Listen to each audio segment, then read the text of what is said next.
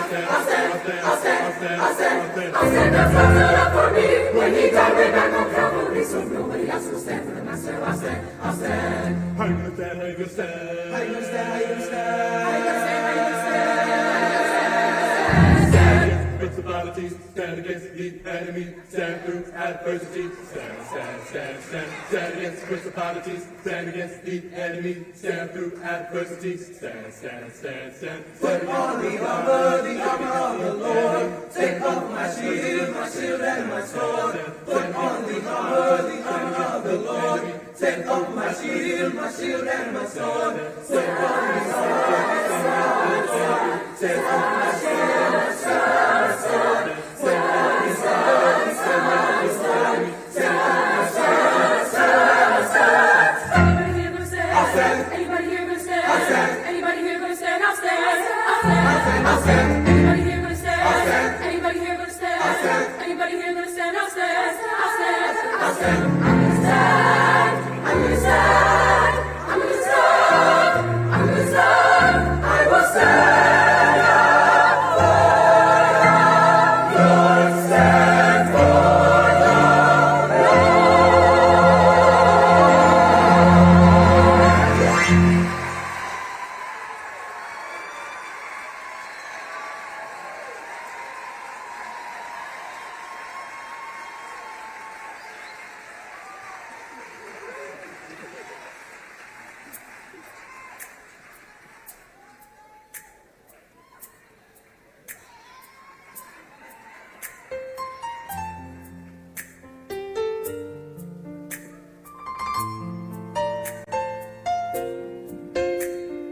There's a man standing on the corner.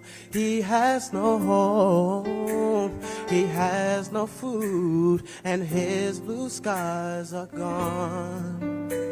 Can you hear him crying out?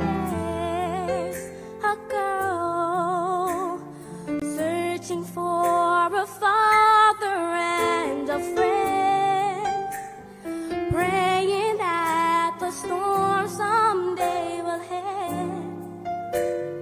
But instead of walking away, open up your heart and say,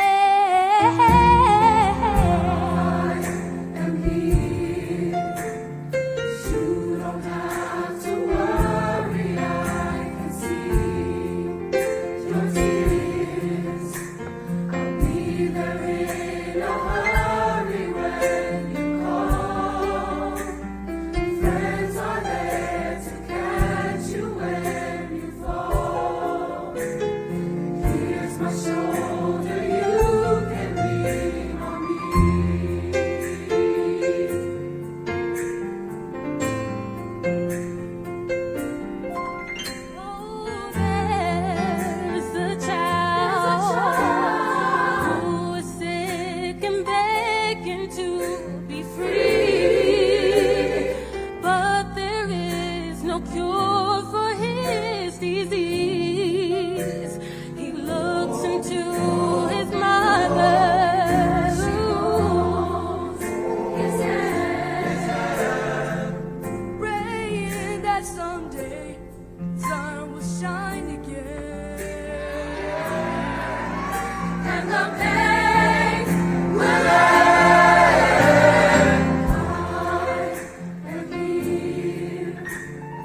You don't have to worry, I can see your tears.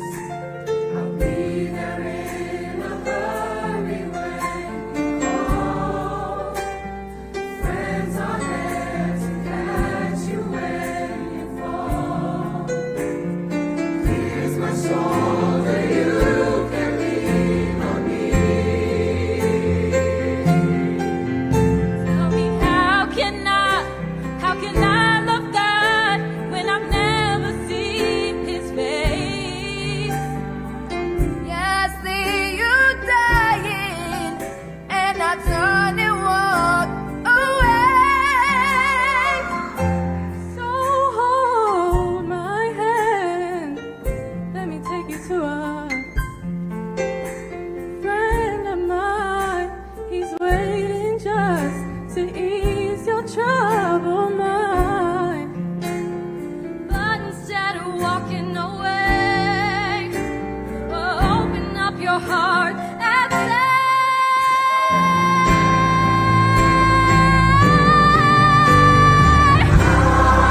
I am here.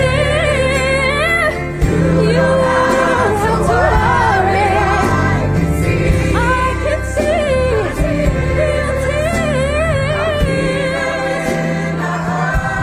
When you're cold, friends will be there to catch you when you fall.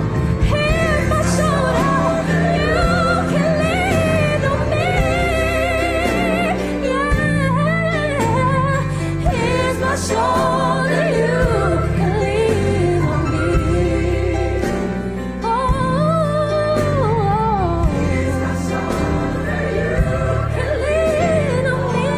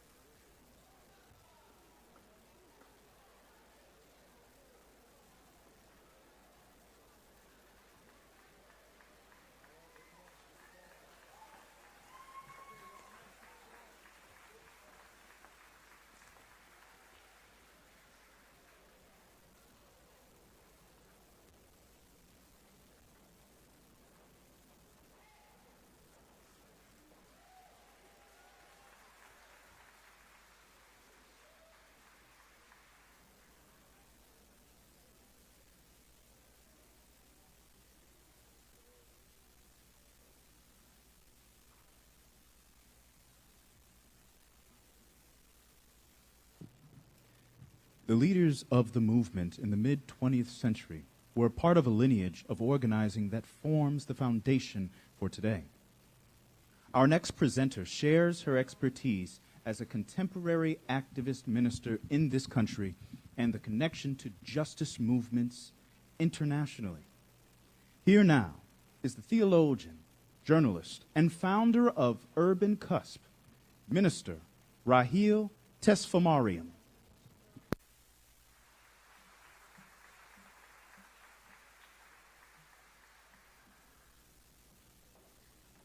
Long live the undying spirit of Harriet Tubman. Long live the undying spirit of Fannie Lou Hamer. Long live the undying spirit of Ella Baker.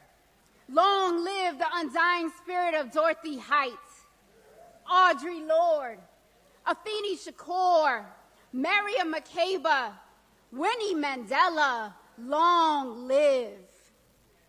Thank you for this honor for ensuring a woman's voice, an African woman's voice, a hip-hop influenced voice, a millennial voice. I know that freedom fighters operate in a tradition, and believers operate in a tradition, and women operate in a tradition, and black women operate in a tradition. And a tradition of our bodies being a living sacrifice. A tradition of fighting for black life from the womb to the tomb. A tradition of radical inclusion.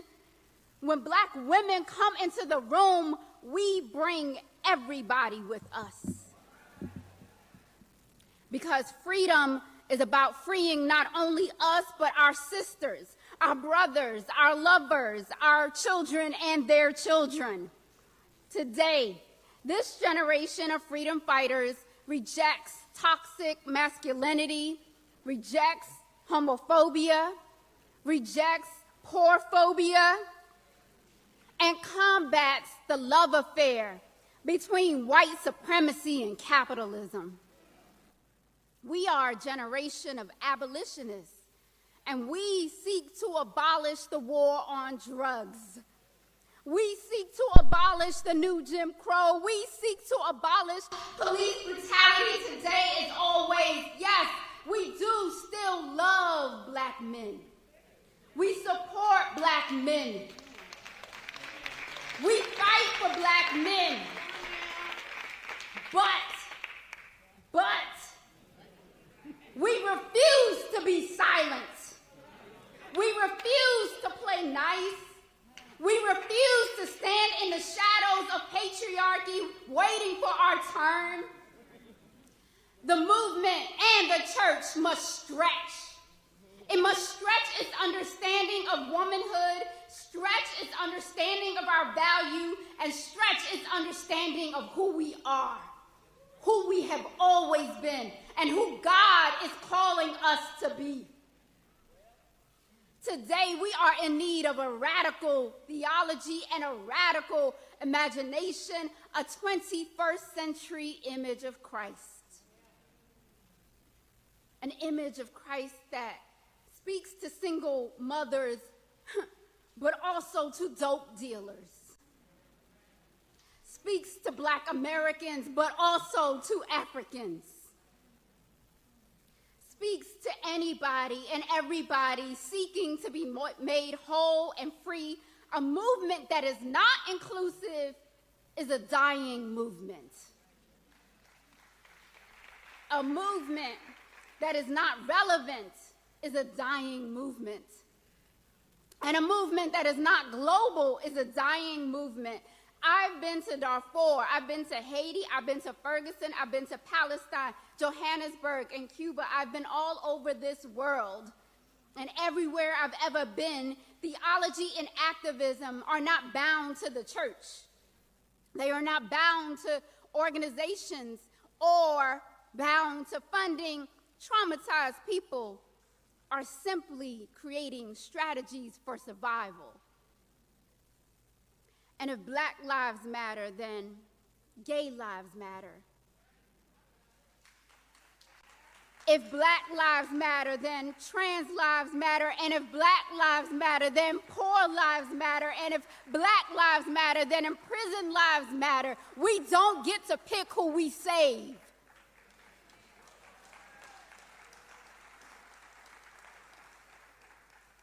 The modern struggle is about land ownership.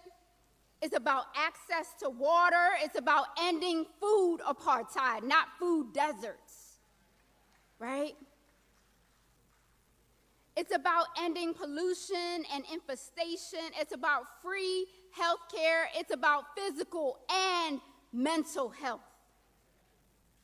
It's a rejection of the borders that European men put between us that has led to the xenophobic attacks that we see in places like South Africa. It's about economic migrants fighting each other over limited resources and limited housing. Today, just as our ancestors did, subjugated people are asking, how long will Pharaoh oppress us? But now more than ever, we understand our struggle is not against flesh and blood, but against the rulers, against the authorities, against the powers of this dark world, against the spiritual forces of evil in the heavenly realms. Our struggle has always been a spiritual one. Sadly, many in my generation are rejecting their spiritual inheritance. They're rejecting the church. They're rejecting Christ. And therefore, they are rejecting a freedom that liberates not only here, but in the everlasting. And this is where there is power in reclaiming liberation theology for a new emerging generation. It looks like Bree Newsom climbing up to take down the Confederate flag. It looks like Cole Arthur Riley using social media to reclaim black liturgies. It looks and sounds like Kendrick Lamar telling an entire generation, we gonna be all right. It is the spiritual battle cry of people in the streets who want to know Jesus for themselves. And we can and we should give them a glimpse of what walking with Jesus looks like. Our resistance must be a Pan-African struggle that understands how police brutality in Minnesota relates to state violence in Paris and Brazil, and links to crimes against humanity all over the globe. For centuries, black people have been connected through our homeland in Africa, but also through an unwavering belief that God loves us, the black people of the world, the oppressed people of the world, the rejected people of the world. The first shall be last, and the last shall be first. I pray for the freedom fighters in this room. I pray for the women in this room. And I pray for the believers in this room. I pray that you would refuse to play small. I pray that you would refuse to dim your light, refuse to limit your imagination, refuse to do what you see on TV and social media, but that you would envision a world that has yet to be born. Ask yourself the most important question I have ever asked myself: why does the enemy hate me so much? Why has the enemy cared so much about me? Why has the enemy sought to destroy me? Why have I been so traumatized? Too often we measure our value by our success, by our productivity, because we believe the lies that capitalism tells us, that unless we're working, unless we're laboring, unless we are doing things to put money in the pockets of others, then we don't have value. But I'm here to tell you that your greatest value comes with your intimacy with suffering. How well do you know suffering? To measure the depths of who you are, reclaim that story of suffering. There's a reason that you grew up the way that you did. There's a reason that you understand the meaning of resilience, and there's a reason that you're still alive, unlike the people that you buried. You have work to do in this world, and the enemy will do anything and everything to steal your joy, kill your hope, destroy your sense of purpose. And the enemy is not just Satan or Lucifer. Sometimes the enemy comes in the form of media that loops Black death over and over and over again, telling you your life doesn't have value. And then it regurgitates the same message when you see non-indictments in the courts. Every single element of the system tells us our lives do not have value. And that is the lie that we internalize every single day. So I'm part of a generation that says, keep your meek Jesus to yourself. Keep that that Jesus to yourself. Give me that Jesus that was a political prisoner. Oh, give me that Jesus that was killed by the state. Give me that Jesus that was buried by poor single women of color. Woo! Give me that Jesus. This generation needs that Jesus.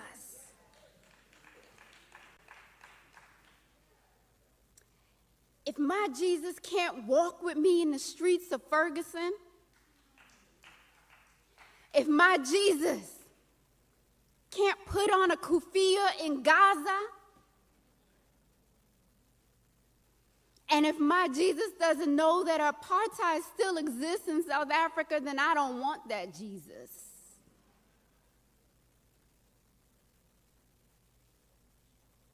I believe that Jesus has a message for this generation. That message is very simple. The time is now, black woman and black girl. The time is now, black man and black boy. The time is now. The time is not tomorrow. It's not in the future. It is today. It is today. It is present. It is here. It is in this moment. And I promise you, more than anything else, they speak of justice. They speak of mercy. They speak of God's grace. But I leave you with this. The wrath of God is on our side. Thank you.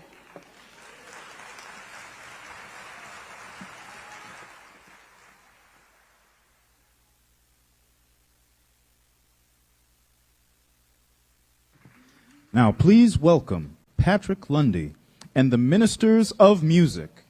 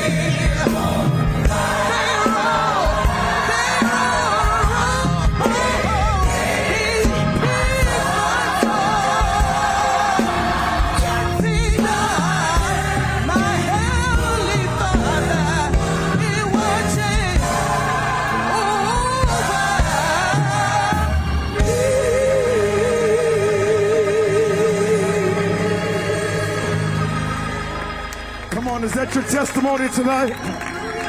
Come on, where is the church tonight? Is that your testimony? That my Heavenly Father watches over me. How many of you know He's a way maker? Come on, let the Redeemer of the Lord say so. How many of you know He's a way maker? Hallelujah. Come on. Come on, put your hands together. Come on, stand to your feet if you can and sing this song with us. Stand to your feet if you know that God's a way maker. Hallelujah.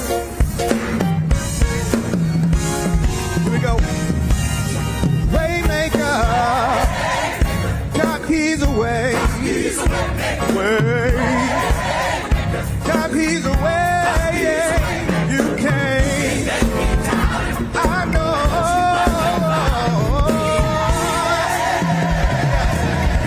God, He's a way. God is a way. God is a way.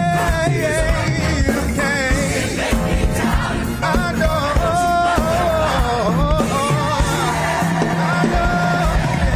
God is a way. If you are in sin, God will be with you wherever you go.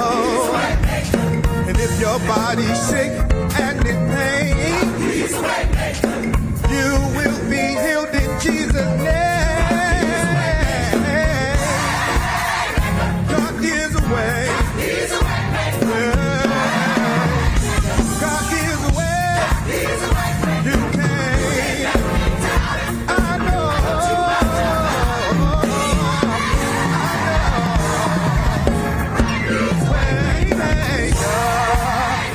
God is a way. God is a way. You came. I know.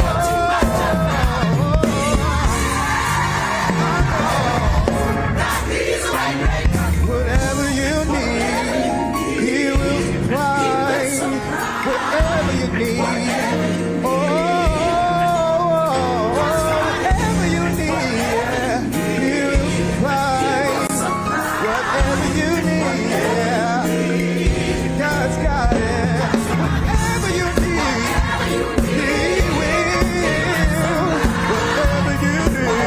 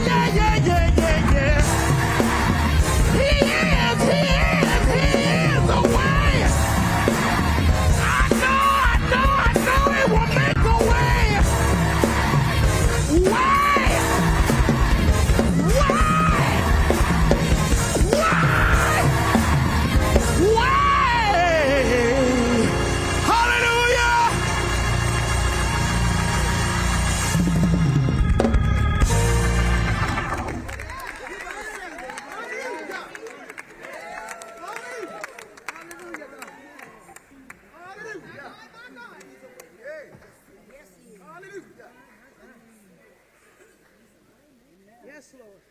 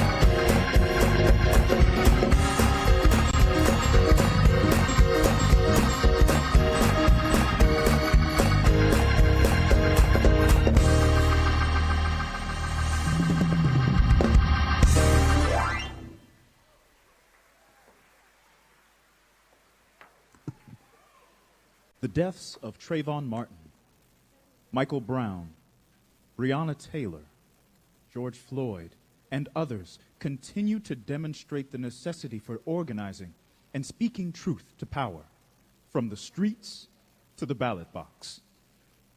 What do the next several decades hold for our emerging generation of activists? What problems do they face? And what new strategies might they employ? To give us a vision into the future, here is the pastor of St. Luke African Episcopal Church in New York, Reverend Stephen A. Green.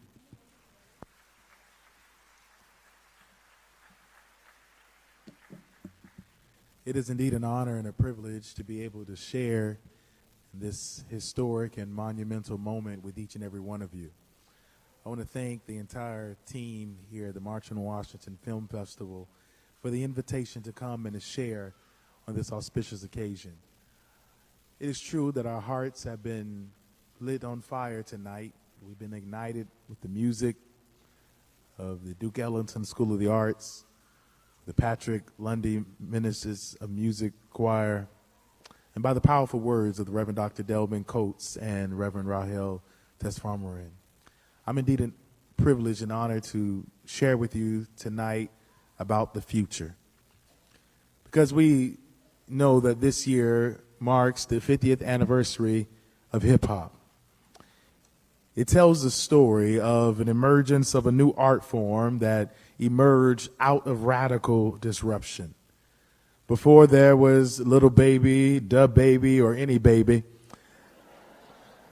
Before there was J. Cole and Meg Thee Stallion, there was a sister by the name of Cindy Campbell who asked her brother Clive Campbell, now known as DJ Kool Herc, if he would play at her birthday party. It was there on August the 11th of 1973, while playing disco records, that he disrupted the sound by skipping a beat. And he invented a new art form that shifted the universe. And every now and then, we must disrupt in order to shift, in order to birth something new, in order to bring a renaissance like Beyonce is bringing to the world. We got to learn how to disrupt. Perhaps that is what God was saying to God's self in Genesis chapter 2, verse 7, when God says, "And the Lord God formed humankind out of the dust of the ground and breathed into their nostrils the breath of life, and humankind became a living soul." It is through disruption out of chaos that God spoke the words, "Let there be," and there was. And when we examine where we are in our nation today, we find ourselves in a very similar reality. Darkness and chaos hovers over the deep. There's a lot of chaos around us. There's chaos around us when we have 5% of the world's population in the United States, but yet hold 20% of the prison population. There's chaos. There's chaos when we see the erasure of women's reproductive rights after a Supreme Court decided to reverse a 50-year precedent. There's chaos. There's chaos when books who are written by black authors are banned in school because of the fear of telling the truth about white supremacy and our dark past. There's chaos. There's chaos when we find ourselves living in a society where we don't have clean water in Flint, Michigan, and Jackson, Mississippi, all because we refuse to acknowledge the realities of climate catastrophe. There's chaos. The reality is, what do we do? How do we respond in the midst of chaos and catastrophe? What do we say in the face of such nihilism and pessimism that relegates us to the death and destruction because of the failure of this American project? In the midst of this chaos, we must be like the Creator and get our hands dirty once again. We are amongst a generation of disruptors. It is this generation of love warriors like Coco Gauff that disrupted the U.S. Open and defeated all odds to win her first Grand Slam. This is a generation of disruptors full of people like Sha'Carri Richardson, who disrupted the World Athletics Championship and is the fastest woman in the world. This is a generation of disruptors like my dear brother, Representative Justin Jones in Tennessee, who disrupted the state assembly for protesting to end gun violence. But they did not know that they could expel him on a Good Friday, but by Easter Sunday morning, he would have the votes to be reinstated in his rightful seat as the representative of the 52nd District in Tennessee. This is a generation of disruptors. And I want to encourage you tonight to let you know how we're going to move forward in the midst of this catastrophe, what the future will look like. And the future holds for a generation of disruptors to reimagine the ruins. It was God's self who realized that out of dust that he could create something good. Out of what others had rejected, he found that they could be the chief cornerstone. Out of what the nihilism and decay and frustration that we see now, we are going to have to look and reimagine the ruins. Reimagine a new society. Reimagine a new Congress. Reimagine a new form of government. Reimagine a new America. Not only must we reimagine the ruins, we must also receive the restoration. As God formed humankind out of the dust of the ground and put his hands on it and got dirty with it, then the text says that the Spirit breathed into humankind and breathed into their nostrils. And I want to encourage us, because the future might seem dark, the future might seem devastating, it might seem full of despair, because we realize that there's so much work to do that when we think we have accomplished one thing, we find ourselves having to fight again. When we think we have made it so far, when we think that we have accomplished so much as a generation now, that we've got billionaires, and yet we still have more poverty today than we've ever had in our society, it can get frustrating. The nihilism can grow. It can get overwhelming turning on the news. It can get frustrating scrolling down Instagram and seeing another black body become a hashtag. But we must receive the restoration that comes from the divine breath of God, that wants to let us know that rest is a form of resistance. To let us know that even on the seventh day, the Lord rested, that we must realize that we must be renewed for this journey ahead, that you are not God. And if God found time to rest, then even you should. You ought to learn to take some time for yourself, to have a day for yourself, just for me, myself, and I. And when you receive restoration, when we reimagine the ruins, then we can move from Renaissance to revolution. Because the Spirit says that once they breathed into the nostrils and gave them life, then it says that humankind became a living soul. And when you become a living soul, you embrace the power of soul force. That radical philosophy that Jesus believed in, that disrupted the temple and turned over the money changers, that soul force that was embedded and embodied within Harriet Tubman, that freed 300 slaves with armed resistance, that soul force that was in Frederick Douglass, that said, I prayed for 20 years and received no answer until I prayed with my feet. When we become a living soul, we're able to take up our rightful place as the revolutionary generation. Revolution will not skip this generation, because I've seen the lightning flash. I've heard the thunder roll. I felt sin breakers dashing, trying to conquer my soul. But still, I heard a small voice from heaven saying to still fight on. The Spirit promised never to leave me, never to leave me alone. It's time to move from Renaissance to revolution.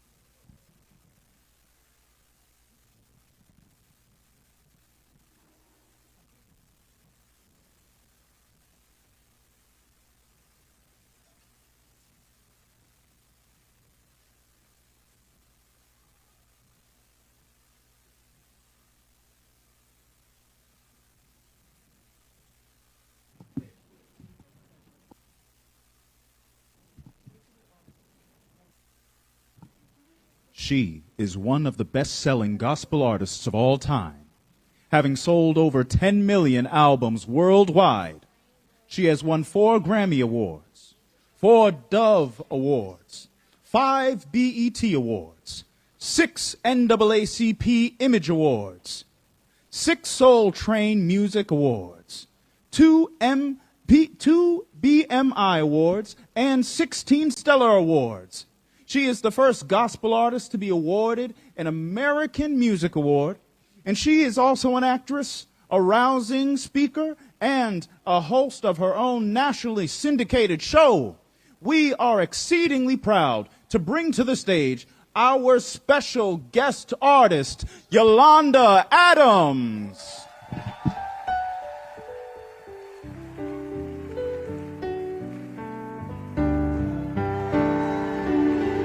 Hello. How are you all? Good. Thank you for being here. Oh, I love you too, Miss Rita. That's my Miss Rita right there, y'all.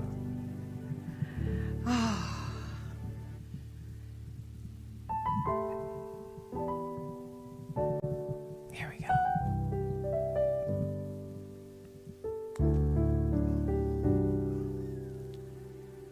I get excited about life, especially,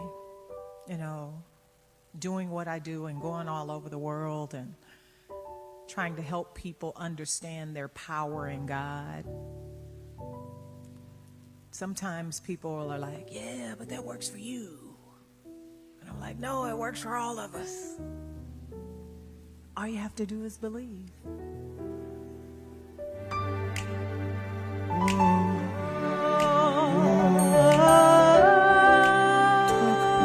Talk about it,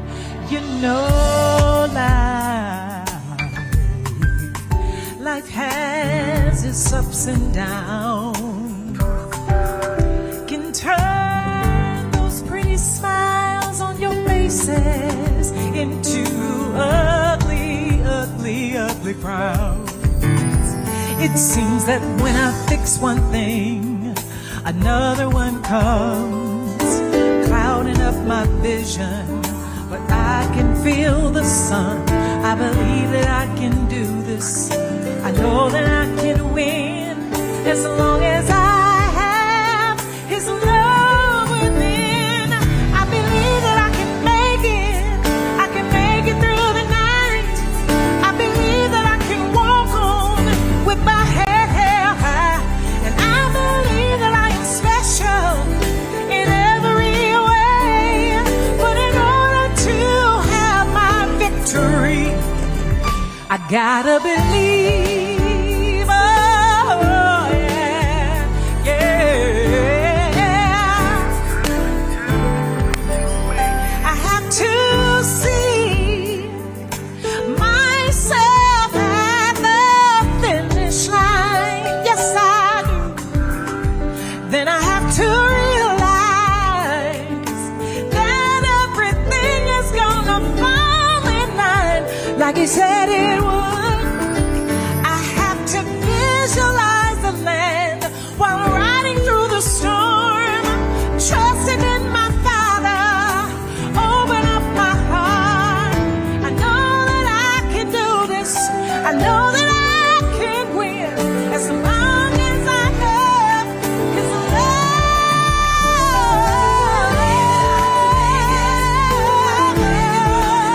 I believe I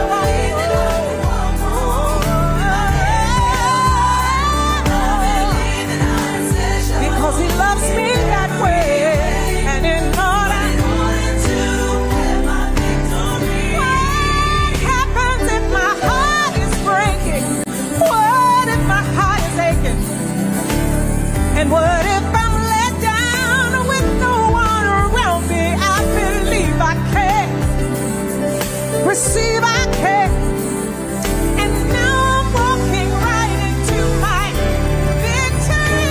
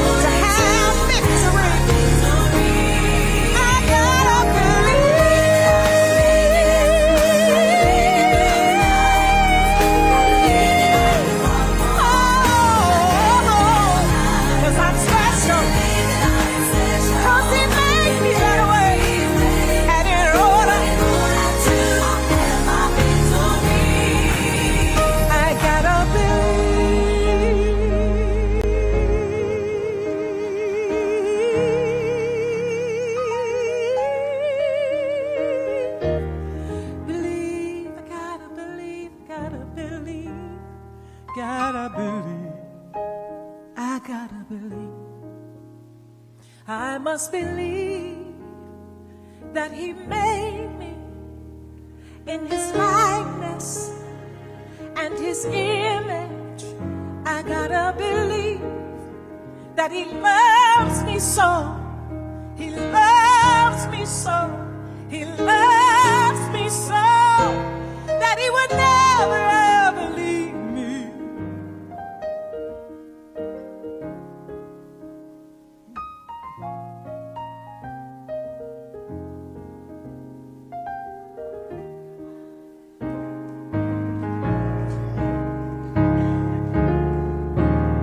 Mr. Rodney East, ladies and gentlemen.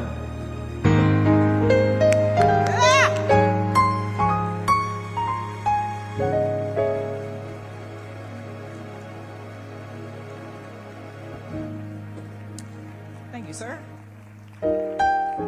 Something about y'all air down here, up here.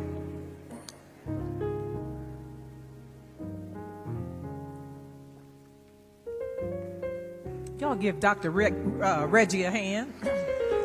Thank you, sir. To the rescue. Yeah, so it's just that simple. I just got to believe what he said about me. And you've got to believe what he said about you. That you're the apple of his eye. He runs to your rescue. He's there before you call. He knows before you pray. It's like it's just so simple. But people make him so hard. And he's not hard, and he's not pressing. He's not any of those things that people make him. So it's my job to go all over the world looking cute in clothes and tell them that he's just a prayer away.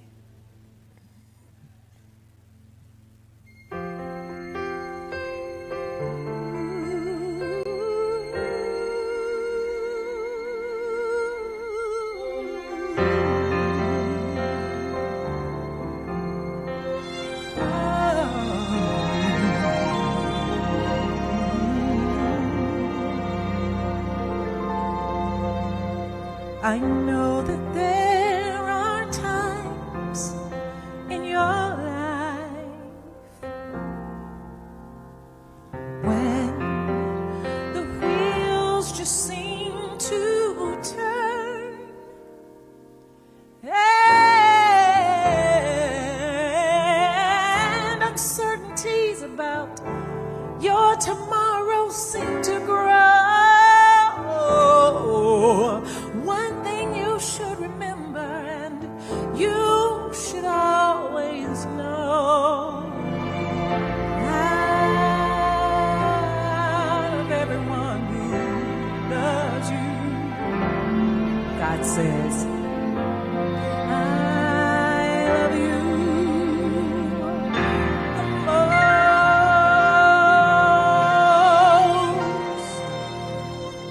I am just a prayer away. Call my name with your heart, and I'll hear every word you say. When you cry at night, I'll wipe your tears away. Just pray, my love, and I'll be there right away.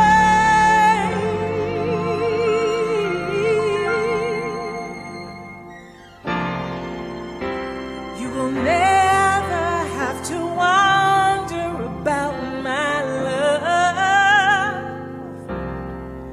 Just put your faith and trust in my care. I will always be there to hold you in my arms. When you're afraid, don't worry, I'll protect you from the storm. For out of all those who say that they love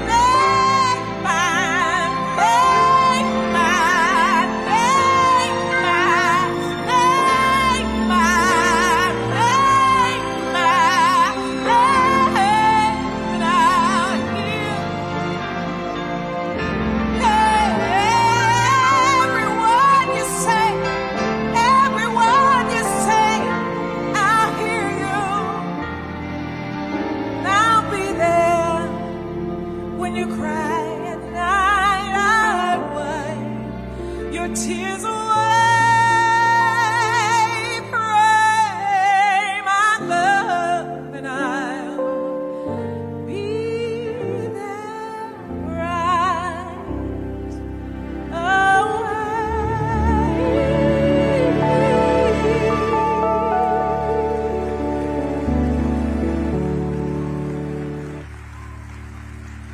Call my name.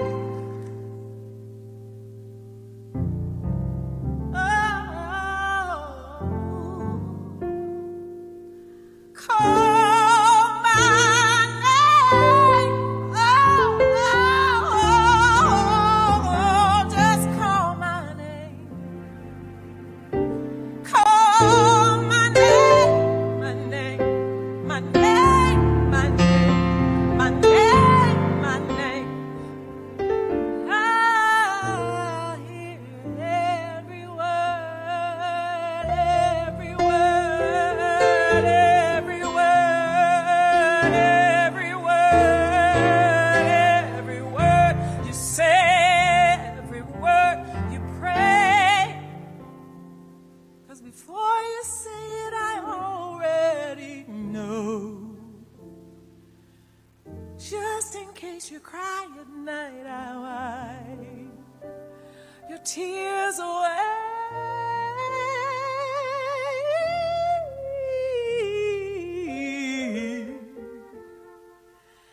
Just pray,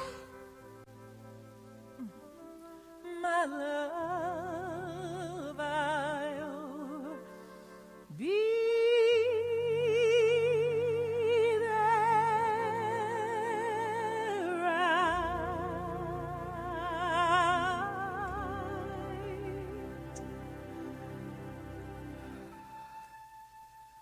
away.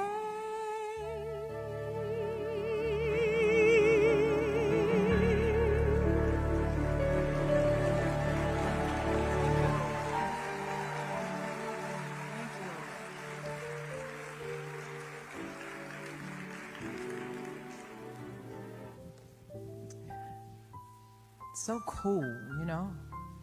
Just call his name. He'll be there right away. Got some witnesses in the building. You know, life has its ebbs and flows, and it goes and it comes, and it just blah, blah. Sometimes it's like a real cool sailing on the sea of your love kind of thing. Then it's like, oh God, what's going on? But if you stay in the mindset that in you God has already placed the power to overcome anything, any obstacle, any trial, just anything. Because what God does is he deposits himself in us to handle whatever it is we're dealing with. And don't you know that he already knew that all of this stuff would come, so he equipped you with every tool and talent you needed to get through whatever. I'm like, that gives me so much encouragement that I am not alone, because there's definitely someone watching over me. Yeah. Oh, y'all like that one, huh? All the cool people, snap your hands.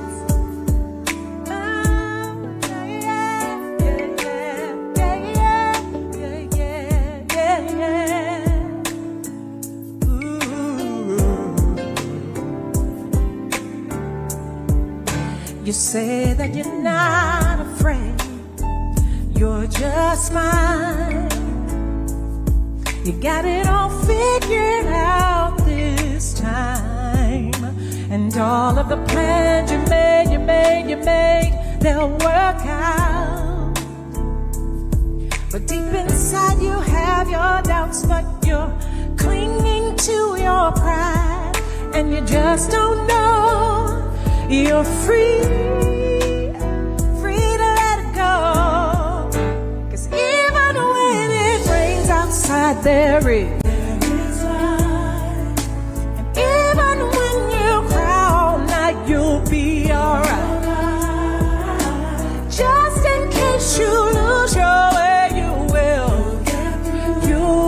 through, 'cause there is someone watching over you. And now you say you've been hurt before. Well, don't be afraid that you'll never find love that way again. And why should you take a chance to fall? But you'd rather build a wall than believe that you are loved. Open up your heart, 'cause someone needs you just as you are. 'Cause even when it rains outside, there is light. And even when you cry all night, you'll be alright. And just in case you lose your way, you'll get through, 'cause there is someone watching over you. Now I've been there, and there were times when I got scared. Gotta tell you the truth, but I held on to something I could not see, 'cause that something lives in me, and that's what gives me strength to believe that even if it rains outside, there is light. And even if I cry all night, I'll be alright. And just in case I lose my way, I'll get through, 'cause there is someone watching me.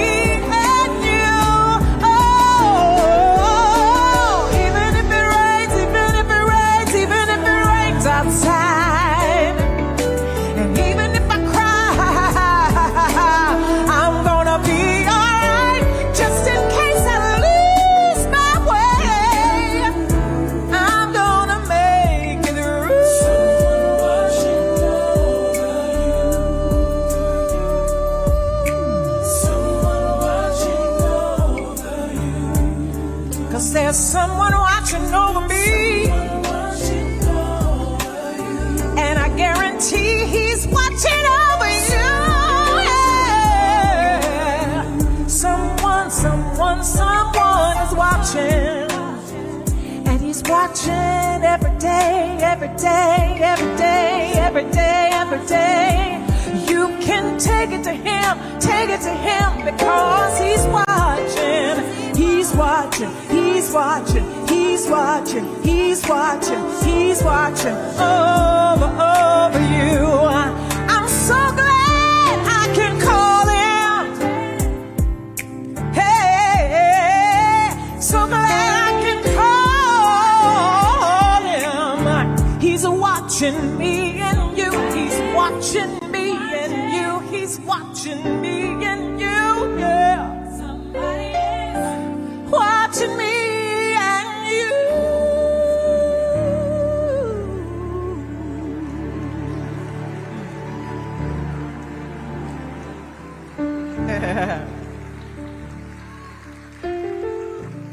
Watching. Somebody is watching. Somebody is watching. Lord, Lord, Lord. Somebody is watching.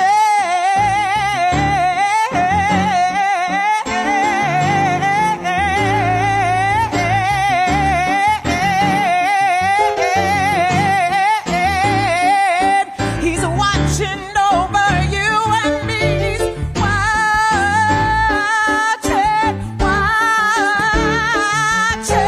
watching over you and me. It doesn't matter what you go through. It doesn't matter what you go through. Just know somebody's watching over you, yeah. You can always take your burdens, take your problems, take your concerns to him, because he's watching over you.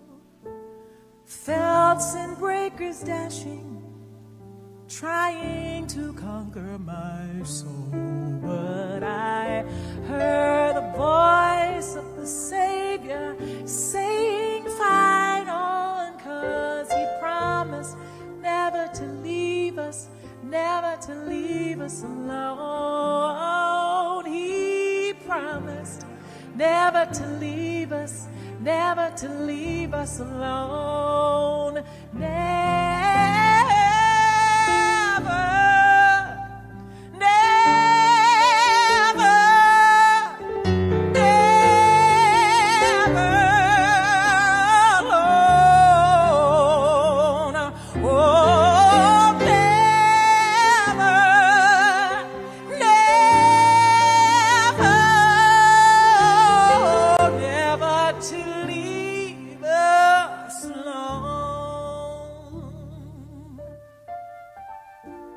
Trust and obey, for there's no other way to be happy in Jesus.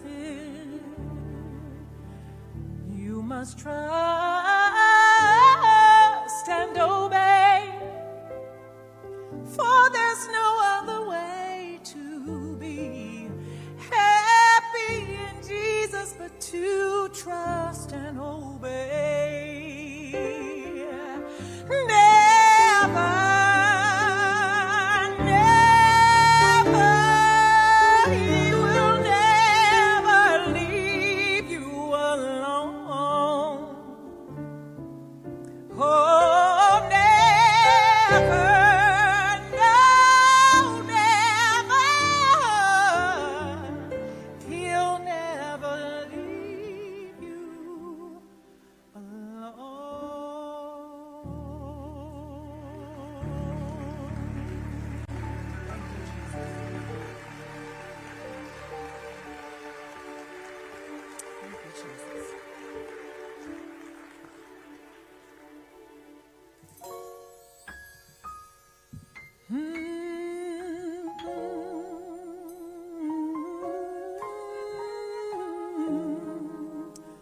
Oh, talk to me.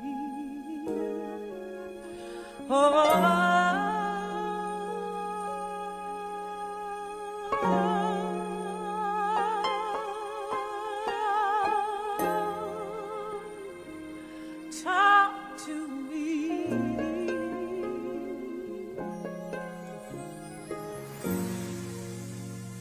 Alone in a room, it's just me and you. I feel so lost, 'cause I don't know what I'm gonna do. What if I choose the wrong thing to do? I am so afraid of disappointing you. So I need to talk to you and ask you for your guidance, especially this day when my life seems so cloudy. Guide me until I'm sure I open up my heart. Yeah, my hopes and all my dreams seem to be fading fast, and I'm all burned out, and I don't think my strength is gonna last. So I'm crying out, crying out to you, Lord. I know you're the only one who is able to pull me through. So I know I need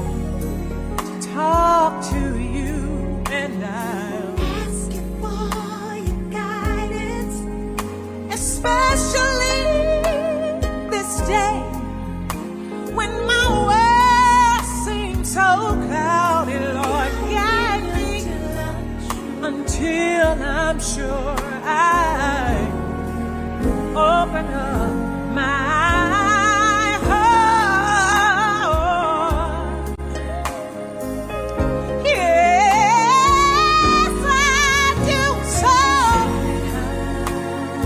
show me how to do things your way.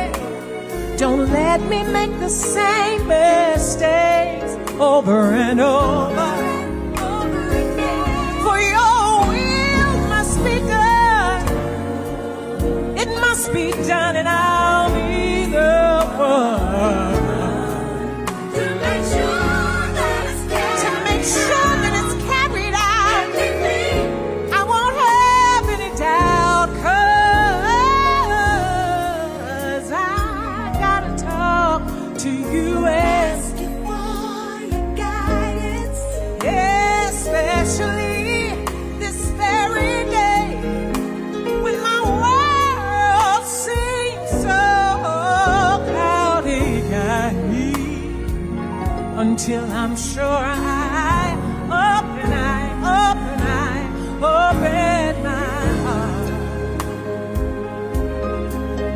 It's just one word can make a difference in what I do. I need to hear one word. Oh, open, I open. 'Cause you have the answers, only you have the answers. Guide me until I know where I'm gonna go. Guide me until I know what I need to do. Guide me, guide me, guide me. Lord, just one word,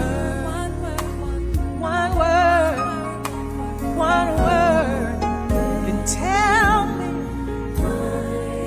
to stay if I need to stay, go if I need to go, move to the left or the right, for you are the lover of my soul, captain of my sea. I open up my heart.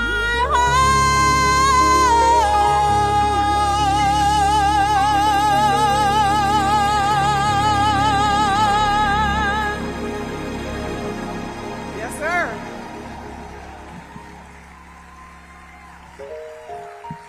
Y'all are so sweet. Thank you. Oh, Lord. You said it, yeah. Now, y'all gonna have to sing with me. Well, I would like to ask the choir to come on out and help me with this one. All right. Okay.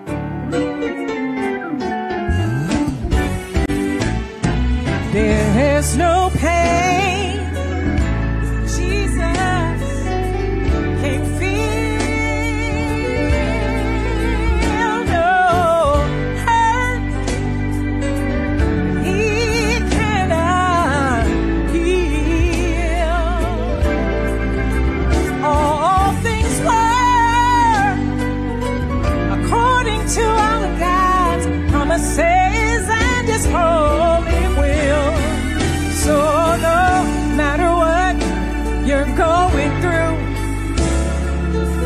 remember God only wants a chance to use you for the battle. He is not yours, it belongs to the Lord. Y'all ready?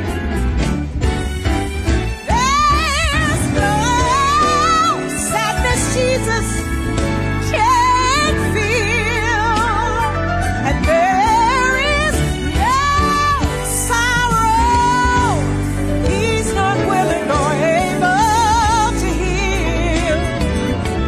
Remember, when you go through all things well, they may not feel good, but He makes them work so He gets the glory. You get your blessing, you stay in His perfect will. No matter what you're going through, when you stand on the Word of God, He'll use you, yes He will. For the battle is not yours, it belongs to the Lord.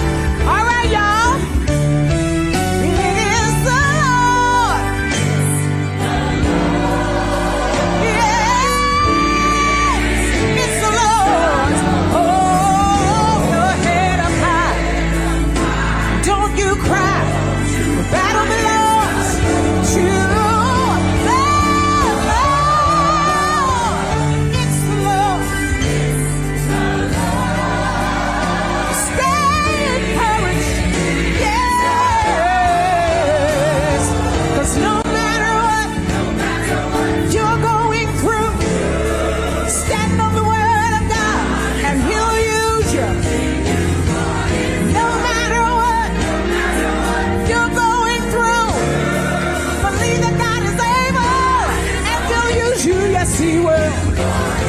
Stand on the word of God. Believe that word in your heart. And don't you ever let go. No, no, no. The battle is not yours. No. The battle is not yours. It's the Lord. Stay in the word of God. Stay right there until he tells you whatever he tells you to do. Then you do that. Yeah, yeah, yeah. If he tells you to move across the world, I guarantee you the blessing is there. If he tells you to stand there for, stand there for, stand there for. Wait on the Lord and be of good courage. He will strengthen you. He will keep you. He will hold you. He'll deliver you. He'll keep you in peace. If your mind's on him, for the battle is not yours. It belongs to the Lord. Oh, oh, yeah.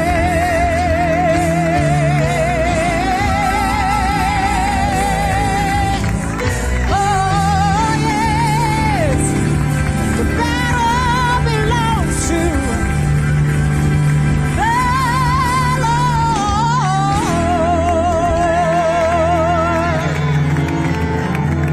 Hallelujah. Woo. Battle.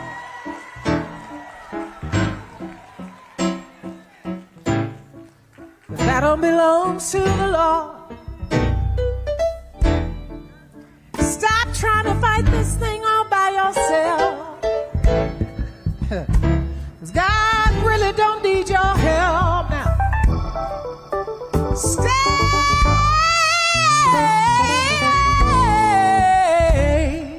Stay, stay, stay, stay, stay, stay, stay, stay, stay, stay, stay, stay, stay, stay, stay, stay, and stand. Therefore, stay and stand. Therefore, stay and stand. Therefore, with your loins girded about in truth, with the shield of faith, which is the word of God, and the lamp that lights your pathway is God. He is, He is, He is, He is, He is, He is my light and your light, my light and your light, salvation.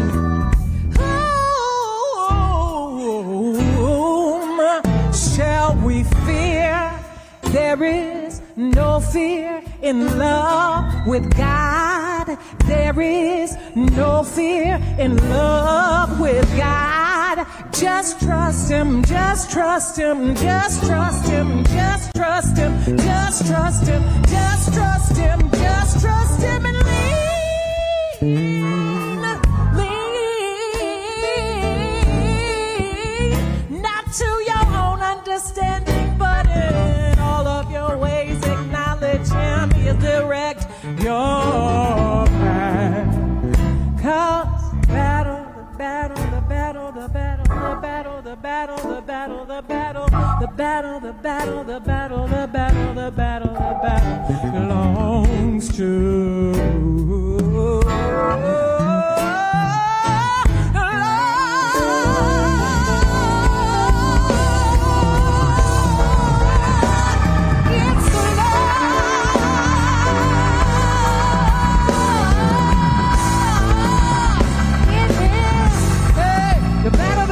to the Lord.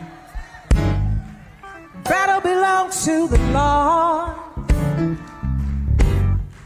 The battle belongs to, the battle belongs to, the battle belongs to, the battle belongs to, the battle belongs to the Lord.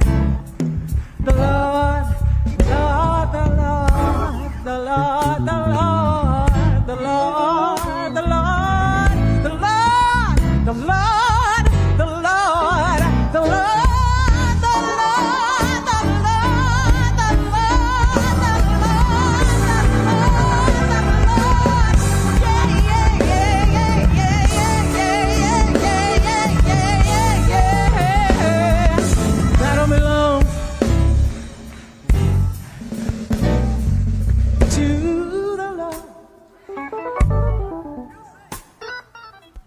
to the Lord.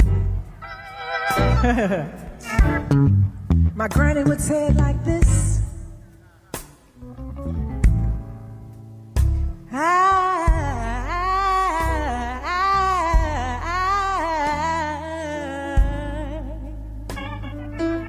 I'm gonna run on and see what the end is gonna be. If he kept me, if he's kept me, if he's kept me for 62 wonderful years, then I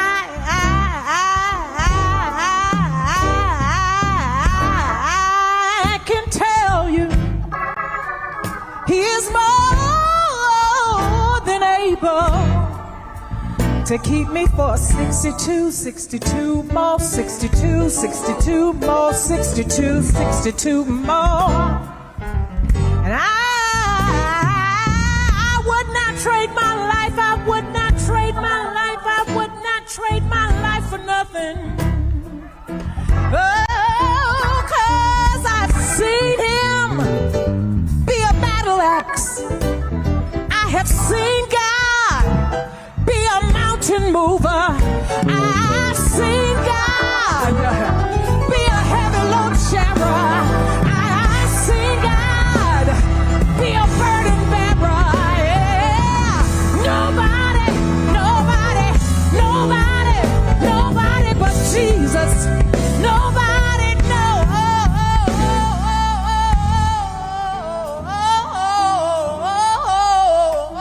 nobody but Jesus. Ha. He is everything to me.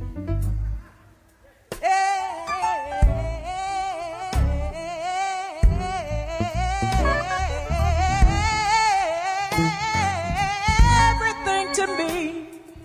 Yes, he is. Yes, he is. Yes, he is. Yes, he is. Yes, he is. Yes, he is. Yes, he is. Yes, he is. Yes, he is. Yes, he is. Yes, he is. Yes, he is. Yes, he is. Yes, he is. Yes, he is. Yeah, yeah, yeah. It's time for me to go, 'cause I can sing all day about the goodness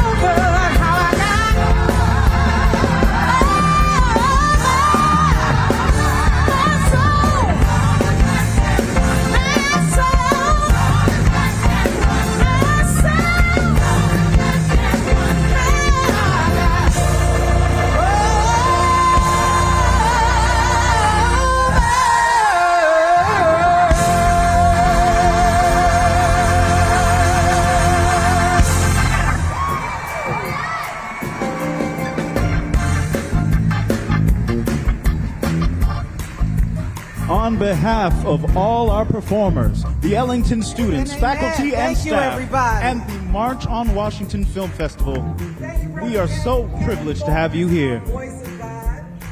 Thank you, Kevin. Thank you, students, running this tonight. Thank you, Yolanda Adams. Oh, my Lord, how could I forget that?